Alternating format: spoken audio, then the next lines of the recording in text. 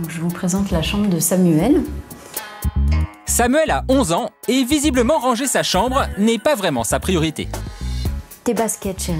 On peut pas fermer la porte à cause de tes baskets qui sont pas rentrées à l'intérieur. Viens voir, avec la balle de ping-pong. Regarde, repose-les à l'intérieur. Hop, hop. Ferme les placards là, bien convenablement. Un désordre que Virginie, sa mère, ne supporte plus. On peut le suivre à la trace, donc on peut constater que ce matin il a pris sa douche puisque le peignoir est posé sur son lit.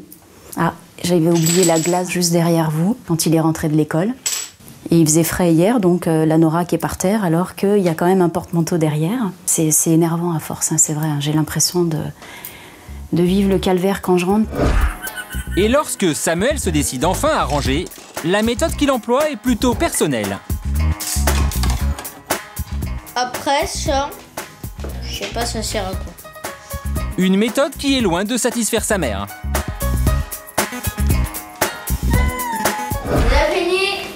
T'as fini? Ah, c'est sympa, Samuel. À peu près, chérie, hein, quand même. Parce que regarde, les deux gilets, tu vas pas les mettre les deux en même temps aujourd'hui? Ben, s'il fait froid, si. Mais on sort pas, chérie. Donc on peut les ranger. Mais non, mais c'est pour demain. Et l'autre pour après-demain. Non, là, c'est pas sympa, Samuel. On finit de ranger avec la casquette, c'est pas... D'accord? Aide-moi, Samuel. Viens, on finit ensemble. Bah oui, on finit ensemble.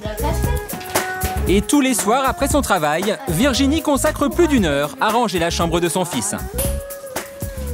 Impeccable. Si vraiment je l'attendais tous les jours et que je lui disais « Samuel, hop, tu y vas maintenant, avant de faire quoi que ce soit, avant d'aller jouer dehors ou de faire tes devoirs, tu ranges », je pense que il le ferait différemment, il penserait différemment, il sortirait pas tout comme ça vite fait le soir. Samuel est loin d'être un cas unique. La chambre d'Alexandre, 14 ans, est comme celle de tout ado qui se respecte, envahie d'affaires en tout genre. Mais Alexandre s'y retrouve parfaitement. Pour moi, je prends un objet, je regarde dans l'étagère, et si elle a la place, ben, je mets l'objet pour pas qu'il traîne par terre. Et je considère comme rangé parce qu'il est à une place qui ne dérange pas. Et quand il s'agit de ranger, pas facile pour Christine, sa mère, d'obliger un ado à lui obéir. Des moments où ils ne sont pas tout à fait toujours d'accord avec les parents, et puis c'est des moments où ils commencent à vous expliquer que c'est leur chambre et qu'ils font un peu comme ils veulent dedans, et que voilà. On va essayer de trouver une organisation un peu pour ta chambre, parce que je crois qu'il y a des trucs à faire. Mais aujourd'hui, Christine a décidé de prendre les choses en main. On va essayer de trouver une solution, non? T'es d'accord? Ouais. La solution, c'est elle. Elsa est organisatrice d'intérieur. Elle intervient chez des particuliers. Sa mission aujourd'hui, apprendre à Alexandre à être plus ordonné.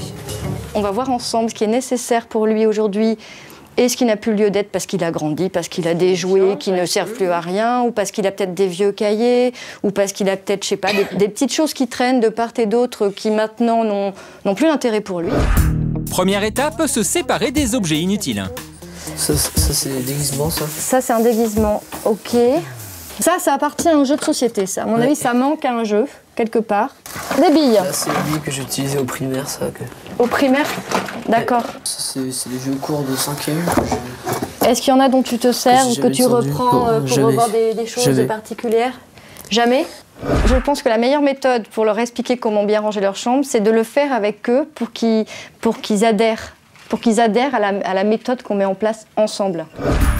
Ainsi, le rangement consiste à aménager la chambre en fonction des habitudes d'Alexandre.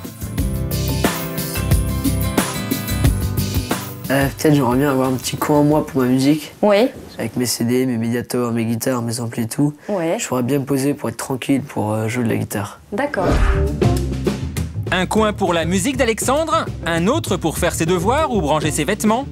Pour Elsa, il s'agit de délimiter la chambre en zone de rangement. Autre astuce, définir avec Alexandre une place pour chaque objet. Mission accomplie pour Elsa et Alexandre, en moins de 3 heures, la chambre est métamorphosée. Ah ouais, écoute, c'est super. C'est très très bien, c'est une bonne idée ce coin musique. Alexandre a bien eu quelques difficultés à se séparer de certains objets. Des jouets aussitôt récupérés par Antoine, son petit frère, qui lui aussi va devoir apprendre à les ranger. Le rêve pour la maman d'Alexandre serait d'avoir une ado aussi ordonnée que Valentine. Dans sa chambre, rien ne traîne, tout est à sa place, ça tourne même à l'obsession.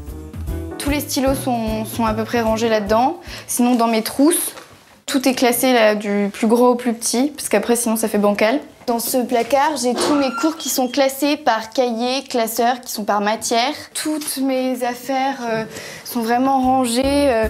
T-shirt, pull, manteau, chaussures en bas, voilà. À 16 ans, Valentine sent bien qu'elle est une exception parmi les ados. Elle s'en est rendue compte en allant chez ses amis. C'est vrai que quand une chambre d'amis est mal rangée, je lui dis « Attends, est-ce que je peux juste plier tes pulls ?» Parce que vraiment, ça me stresse. Mais c'est vraiment stressant, c'est trop bizarre. Valentine, ce soir, t'as un babysitting. Oui. Pour la maman de Valentine, pas de corvée de rangement. C'est pour elle une satisfaction d'avoir des enfants si bien ordonnés. J'ai jamais interdit que l'on joue, surtout étant enfant, et que l'on en mette partout. Mais en revanche, après, je les ai toujours incités à m'aider, après pour ranger leur chambre. Et je pense que du coup, ça s'est fait ça se fait d'ailleurs maintenant très spontanément, en fait. Valentine, un exemple à suivre pour Samuel et Alexandre. Mais pour eux, le plus difficile ne fait que commencer. Il leur faudra maintenant s'habituer à ranger leur chambre tous les jours.